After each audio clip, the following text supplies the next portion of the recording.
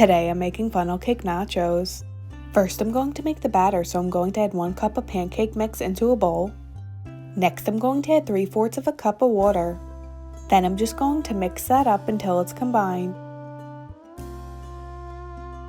Next I have a skillet on medium heat with some vegetable oil in it, and I'm going to scoop out the batter into little circles.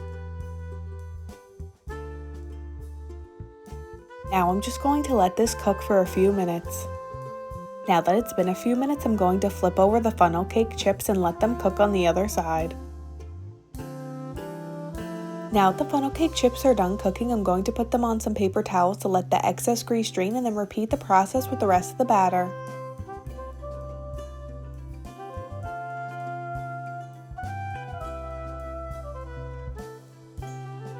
Next I'm going to make the toppings for the funnel cake nachos, so first I'm going to make a vanilla glaze, so in my bowl I have a 1/2 cup of powdered sugar. Then I'm going to add a tablespoon of milk and a 1/2 teaspoon of vanilla extract. Next I'm just going to mix that up until it's combined. Next I'm going to make the chocolate glaze, so in my bowl I have a 1/2 cup of powdered sugar. Then I'm going to add a tablespoon of cocoa powder. Next I'm going to add a tablespoon of milk. Then I'm just going to mix that up. Then I'm going to add a teaspoon of milk and mix that up until it's combined.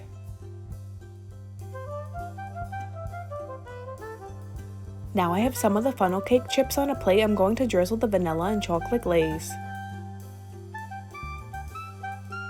Next I'm going to add another layer of funnel cake chips. Then I'm going to drizzle more of the chocolate and vanilla glaze. Lastly, I'm going to add some sprinkles. Here's an up-close look of the funnel cake nachos.